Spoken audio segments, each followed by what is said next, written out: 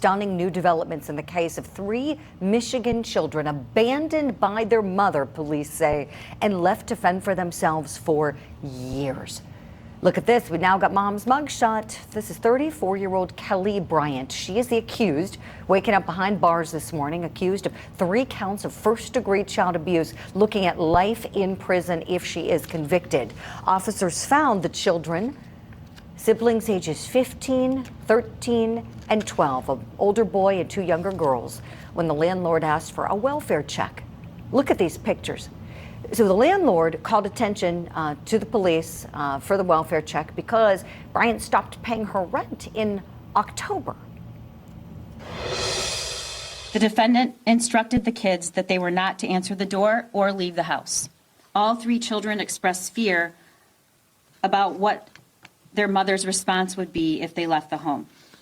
Defendant concealed the children from family and friends and lied about who was caring for the kids and their whereabouts. It's believed that the children had been living like that for 4 years. Can you imagine not being allowed to leave the house? The mother allegedly put fear in them, fear, if they would have left that house, of what would have happened to them. So now we're wondering, what's mom's defense going to be? Let's talk about it. Let's bring in our legal eagles. Still with me, attorneys John Phillips and Michael J. Brown. Want to welcome into the conversation private investigator, former law enforcement officer, and military serviceman Manuel Gomez. Manuel, let me start with you. Your reaction to this case, and what do you think the defense for mom may be at trial? Well, in this case, morally, there is plenty of responsibility to go around for how this happened. First of all, the system failed on so many levels. One of the levels that really disturbed me, in 2022, she went to court with her 4th baby's father, and she turned around and he was petitioning for visitation. She told in court that she cannot support herself, she can't support the kids, she's not capable. And at that point, they should have ordered a wellness check. Nothing was done. And besides that, okay, Board of Ed should have sent a truant officer. These kids were in school during the duration they lived at this residence.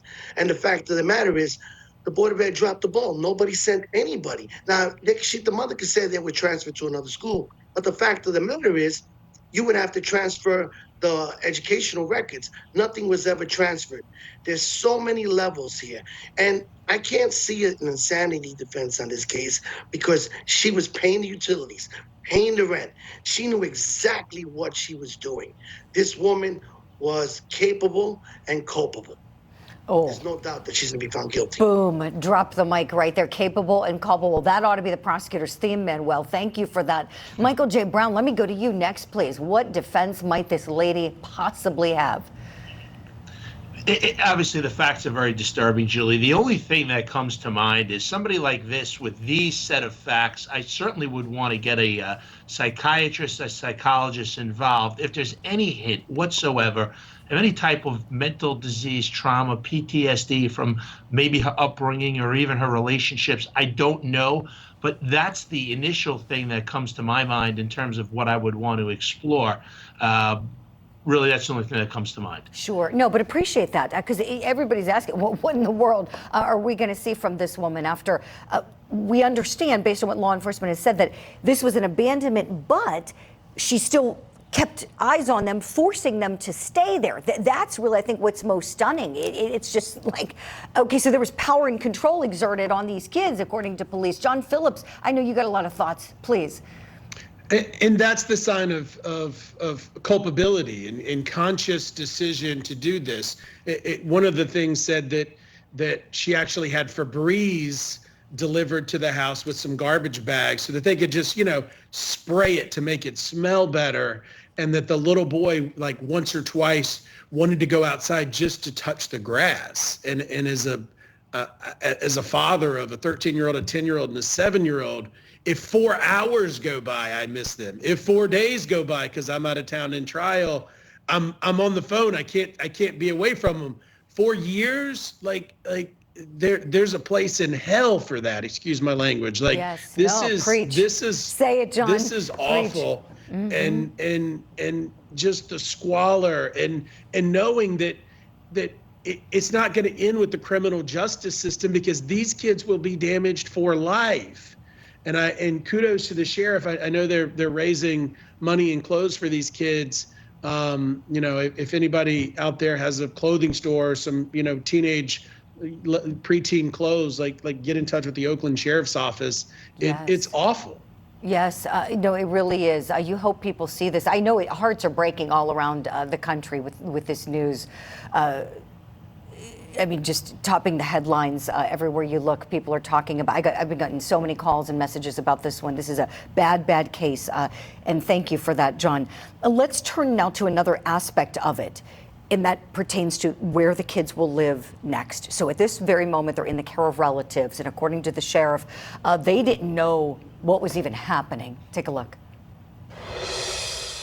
Family is asking, apparently, some of the folks that are now involved with the kids that didn't know, that's another question we've asked, they didn't know what was going on with the kids. They had been told by her that somebody else was babysitting the children or other kinds of things. So they were unaware what was happening so far, according to our investigation. So what about other people who maybe knew something? Manuel Gomez, I want to go to you on this one. Red flags maybe should have been spotted. What do you think? Well, you know what? It's correct when it goes about the family. It's been 5 years, almost 5 years those kids were missing. How do you not say, where are your children? And if she's saying, well, they're visiting, they're being taken care of by somebody else, you don't go to see them? Come on. What kind of family is that? Just like my colleague said, if my kid is missing for 4 hours, I missed them. 4 days, a day I missed them. The family didn't miss these kids. And the fact that they were put into the custody of the family is egregious. It is disgusting, because these kids need psychological help. Julie, they had a functional cell phone and they were not able to call 911. You're telling me those kids don't need psychological help? That the family's going to provide psychological help? That did not look for them? That did not file a report? I'm sorry. You're absolutely right. I mean, they need to go back to basics, learn the basic ways to live. They were deprived of soap, for crying out loud, and adequate food. John Phillips, to you next, please. Your thoughts on whether they should be with a family. Well, again, it's the family that left them behind. And I saw something about the father being in jail and maybe coming out of jail, but the intensive treatment and also, taking it to another level. You're talking about a 15-year-old boy, a 13-year-old girl, and a 12-year-old girl. Guess what? Preteens, pubescent. I can't even imagine. They had no parenting, no guidance. This is something that a family would want to take them in, but then if you have other kids around, you've got to reprogram them for a while. And no child is a lost cause, and we're going to, I hope society gets this right and enforces this, but there's so much liability to go around. I don't know where you start.